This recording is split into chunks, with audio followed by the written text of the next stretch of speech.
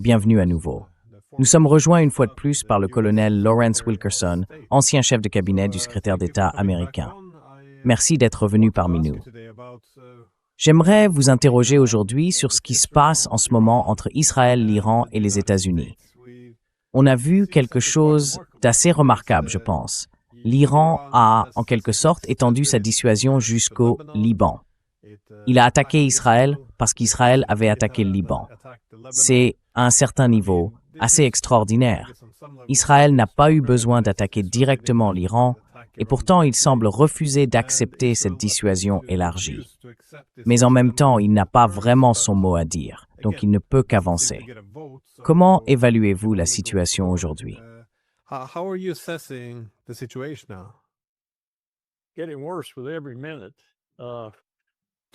Ça empire de minute en minute. Je fais référence à Ehud Barak, que vous connaissez, ancien Premier ministre d'Israël. Je le cite, « Ni la pression militaire, ni le fait de raser le sud du Liban ne peuvent faire tomber le Hezbollah. » Fin de citation. Il a raison, l'ancien Premier ministre. Mais Bibi est coincé, vraiment coincé entre le marteau et l'enclume. D'un côté, l'enclume, si on peut dire, c'est Trump, et de l'autre, ce sont ceux qui font campagne contre lui, en l'accusant de ne pas être assez ferme sur la sécurité nationale d'Israël, et en plus de se plier à la volonté du président Trump. Donc quoi qu'il fasse, il perd, et à mon avis, il va perdre.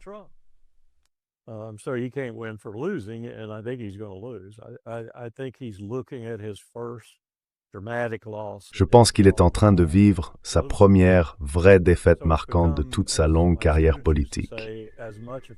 Du coup, c'est devenu, comme disaient souvent mes étudiants, autant sinon davantage une question intérieure pour Israël et une question politique pour Netanyahou, une question politique personnelle pour Netanyahou, qu'un enjeu de sécurité pour les États-Unis, pour Israël ou même pour l'Iran.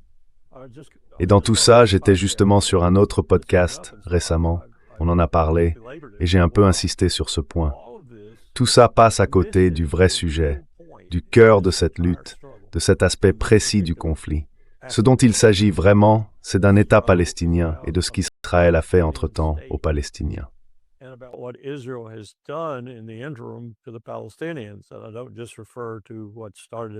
Et je ne parle pas seulement de ce qui a commencé le 7 ou le 8 octobre, mais de toute l'histoire de la Nakba et de la relation entre Israël et les Palestiniens, une relation de plus en plus marquée par le conflit, entre occupés et occupants, avec, comme vous le savez, un ensemble très précis de règles et de lois qui vont avec, qu'Israël ignore complètement et qu'il a ignoré depuis le début de cette situation.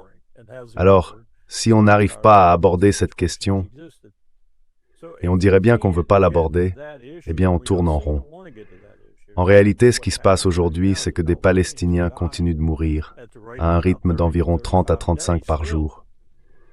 Et ils meurent de toutes sortes de choses, des balles, des bombes, de la brutalité, mais aussi à cause d'une situation humanitaire qu'Israël entretient.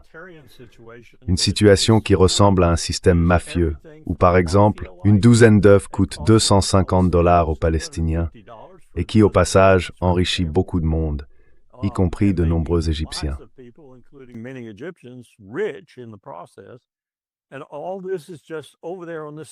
Et tout ça, c'est juste là, en marge. On regarde le Hezbollah, on regarde Deraa, on regarde Beyrouth, on regarde ce que fait Israël au Liban, ce qui est bien sûr inadmissible. Ça l'est toujours quand Israël agit ainsi, surtout envers les Libanais ou les Palestiniens. Et pendant ce temps, on se laisse distraire de ce qui est, à mon avis, le vrai sujet ici. Il est résumé dans ce titre de Haaretz que j'aimais citer. Tout ce que l'Iran a à faire pour gagner, c'est ne pas perdre. Tout ce que les États-Unis et Israël doivent faire, et ça inclut, je pense, l'avenir de Bibi Netanyahou, que ce soit en prison ou en héros, c'est gagner de façon spectaculaire. Et ça, on ne va pas le faire. En réalité, on a déjà perdu. En réalité, a déjà perdu.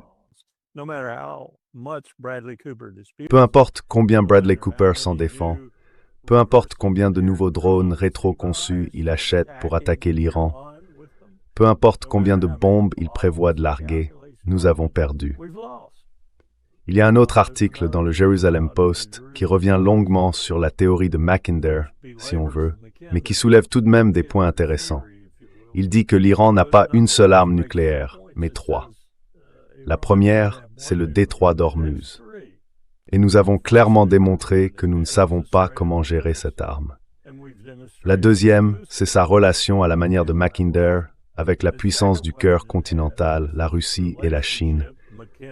Et justement, parlons de cette puissance du cœur. Enfin, la troisième arme nucléaire, c'est celle que l'Iran est probablement en train de fabriquer en ce moment, ou qu'il a déjà fabriquée et qu'il pourrait tester à tout instant.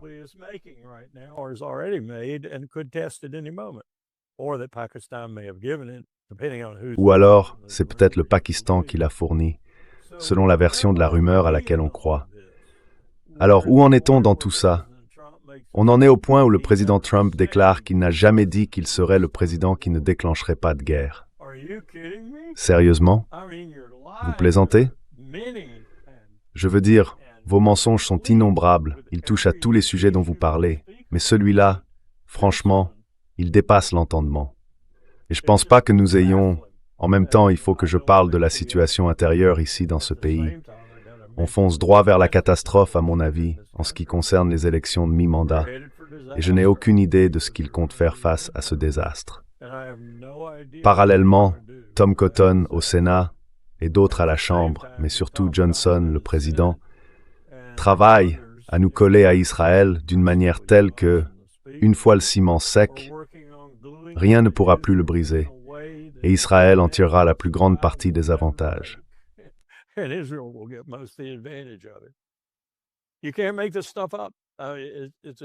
On n'invente pas des choses pareilles. C'est incroyable ce qu'on est en train de faire.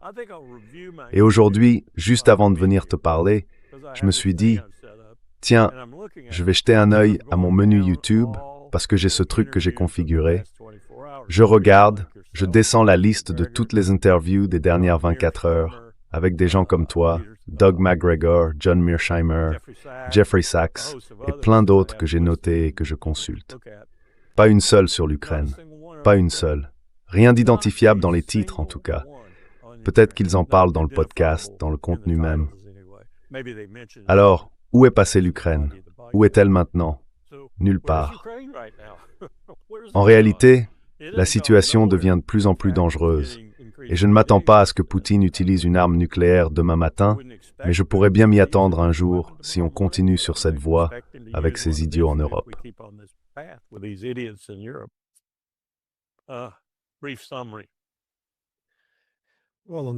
En résumé, sur la question de l'Ukraine, je suis tout à fait d'accord. Après cette rencontre, au Forum économique international de Saint-Pétersbourg, Poutine a de nouveau adopté un ton très calme, non conflictuel. Mais j'ai l'impression qu'il se retrouve de plus en plus isolé sur ce sujet. Son Conseil de sécurité nationale ne le suit pas.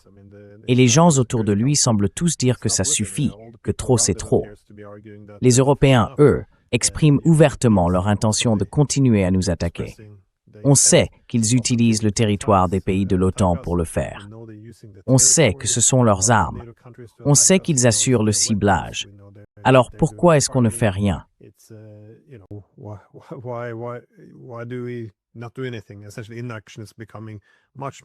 En gros, l'inaction devient beaucoup plus dangereuse que l'action, du moins de leur point de vue.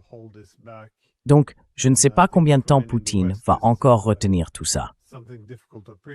Et je pense que pour beaucoup en Occident, c'est difficile à comprendre, parce qu'on leur a appris que Poutine est lui-même le mal incarné.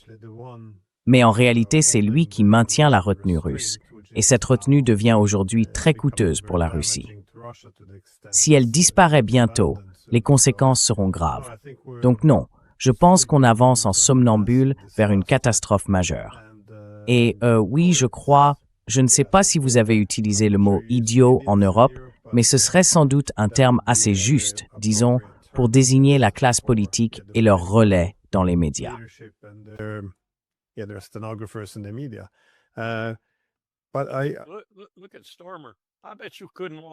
Regardez Starmer. Je parie que vous ne pourriez pas sortir d'un immeuble à Londres, ou n'importe où en Angleterre, peut-être même en Grande-Bretagne, sortir et demander vous êtes pour Keir Starmer, et trouver quelqu'un qui réponde oui. Et pourtant, c'est toujours lui le chef. On pourrait dire des choses similaires à propos de Macron. Et puis, comment elle s'appelle déjà? Alice Weidel, je crois, la dirigeante de l'AfD en Allemagne. À mesure qu'elle gagne en influence. Et je suis très curieux de voir où elle va finir par atterrir. On se pose des questions sur l'Allemagne, le pays le plus important d'Europe, à mon avis. Et cette interrogation est renforcée par ce que vous venez de décrire très justement.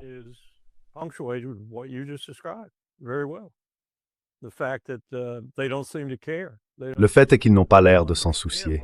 Ils ne semblent pas comprendre ce qu'ils sont en train de provoquer. Ils ne semblent pas réaliser, par exemple, qu'ils pourraient déclencher quelque chose. Imaginons que Poutine frappe une cible clairement liée, et je n'ai aucun doute que ses services de renseignement peuvent le savoir très facilement, à des attaques contre la Russie, ou à un soutien à ces attaques, en Lituanie, en Lettonie, en Estonie, peu importe le pays vraiment, et qu'ils l'attaquent directement. Alors ce qui va se passer, c'est qu'ils vont se réunir à Bruxelles, se taper sur la poitrine et dire « D'accord, article 5, article 5 ». Et là, les États-Unis vont les regarder et leur dire « Allez vous faire voir ».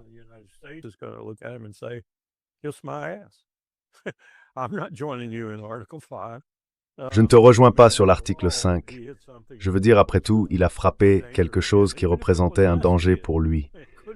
Même si c'était nous qui l'avait touché, ça aurait très bien pu être nous, ou nous et les Britanniques, ou d'autres encore. Comme tu l'as dit, c'est, pour reprendre les mots de Barbara Tuchman, une marche vers la folie. C'est de l'entêtement, mais les conséquences et les circonstances sont complètement différentes. Même si on repense au désastre qu'a été la Première Guerre mondiale, et encore plus à la Seconde. Là, on parle de conséquences nucléaires, joliment emballées, avec un ruban rouge et un peu de parfum dessus. On ne peut pas ignorer ça. Et j'aime ce que tu as dit à propos de Poutine, parce que c'est aussi comme ça que je le perçois.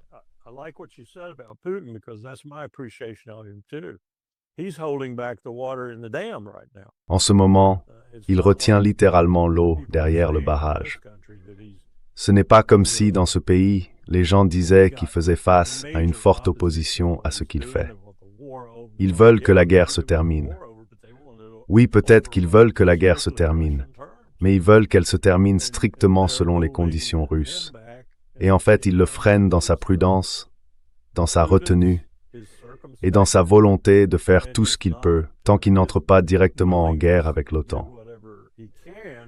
Même si, à mon avis, parfois quand il parle, ou quand Sergei Lavrov parle, ça me donne l'impression qu'ils ont eu des réunions où ils se sont dit « Bon, tôt ou tard, on devra aller à la guerre, quand eux le feront. »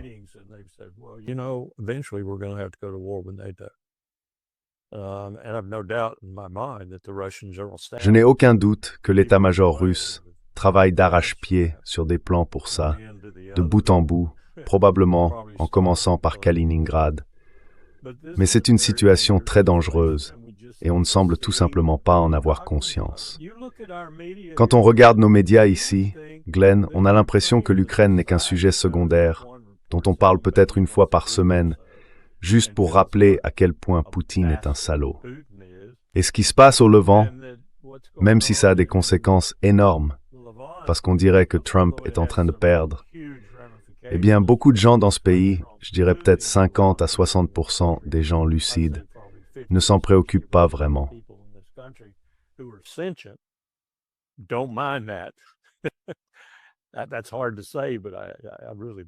C'est difficile à dire, mais je crois vraiment qu'ils ne sont pas très favorables à cette guerre. Sûrement pas les jeunes, ceux qui viennent tout juste d'enregistrer leurs opinions avec ce nouveau système qu'on met en place pour le service sélectif et la conscription. Et la plupart des sondages, franchement, les résultats m'ont même surpris. Les 18 à 24 ans ne disent pas seulement non. Ils disent non, moi je serai au Mexique ou au Canada. Je ne vais pas me battre pour ça. Et dans les circonstances, on peut difficilement leur en vouloir. Et puis on voit des anciens combattants s'exprimer comme ce matin. Cet homme-là, par exemple, a servi plusieurs fois en Afghanistan et une fois en Irak. Et il dit, voilà ce qu'on a fait. Voilà ce qu'on a fait pour l'Amérique des grandes entreprises. Voilà ce qu'on a fait pour Lockheed Martin.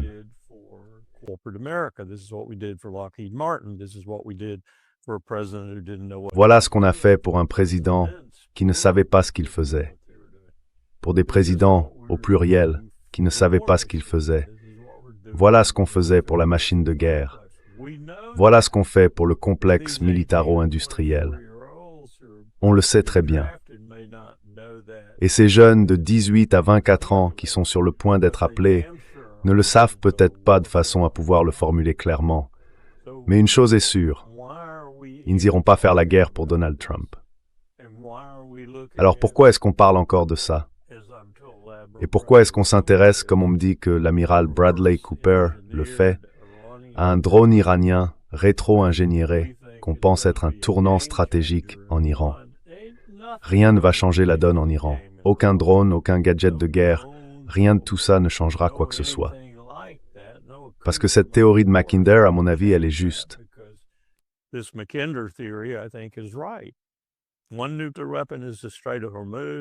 Une arme nucléaire, c'est le détroit d'Ormuz.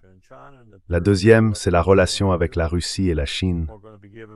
Et la troisième, c'est celle qu'ils construisent, ou que le Pakistan va leur donner. Voilà à quoi vous êtes confrontés aujourd'hui. Peut-être que vous le savez déjà parce qu'on a l'impression ces derniers temps que vous cherchez des issues, prudemment, méthodiquement, toujours en essayant de préserver votre réputation de plus grand président que le monde libre ait jamais connu. Malgré tout, je pense qu'il veut en sortir. Mais ils sont coincés. Bibi et lui sont coincés. Bibi, lui, est pris dans un contexte politique où son opposition qui risque de le battre s'il recule d'un pas lui dit « Tu n'es pas assez dur au Liban. Tu sacrifies la sécurité d'Israël pour Donald Trump. »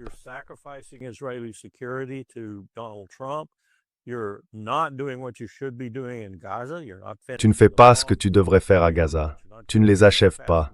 Tu les tues, oui, mais pas assez vite. Et tu ne les élimines pas complètement. Et Trump lui dit de ralentir, de ne pas faire ci, de ne pas faire ça, surtout de ne pas bombarder Adaya dans le sud de Beyrouth. Alors qu'est-ce qu'il fait? S'il choisit une option, il risque de perdre l'élection, d'aller en prison et de finir sa vie dans la honte. S'il choisit l'autre, Barak lui dit qu'il n'accomplira rien. Et je pense que Barak a raison, il ne le fait pas, et en plus, l'avantage est maintenant de son côté, je crois. Et ce matin, l'un de mes interlocuteurs répétait « Des proxys, ce sont des proxys. »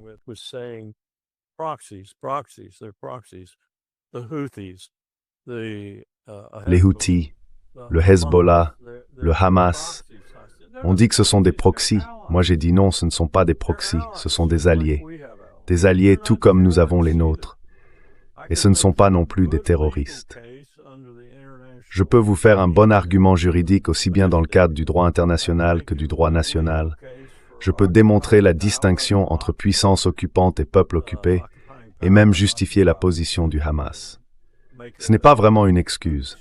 Ce sont des combattants de la liberté, selon la vision de Ronald Reagan. Il disait, je crois, que le combattant de la liberté de l'un est le terroriste de l'autre. Et je peux faire le même raisonnement pour le Hezbollah et pour tous ceux qui se battent aux côtés de l'Iran. Ce sont des alliés de l'Iran, et ils agissent ensemble au fond. Et c'est un point qu'on oublie sans cesse.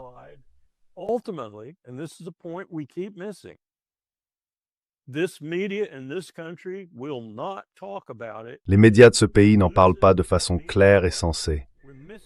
On passe à côté de ce que MBS, pour des raisons autres que la politique ou la bienveillance, ne rate pas, lui, les Palestiniens. Tout tourne autour des Palestiniens, d'un État viable et d'un chemin pour y parvenir. C'est de ça qu'il s'agit depuis si longtemps. Tout se résume à ça. Et aujourd'hui, l'Iran est devenu le principal défenseur des Palestiniens, tout comme ses alliés, le Hezbollah et les Houthis. Il faut caractériser le conflit correctement pour pouvoir le traiter correctement. C'est un principe fondamental, que ce soit chez Sun Tzu, Clausewitz ou d'autres. Mais nous refusons de le faire, et du coup on enchaîne erreur sur erreur sur erreur. Voilà, c'était ma leçon.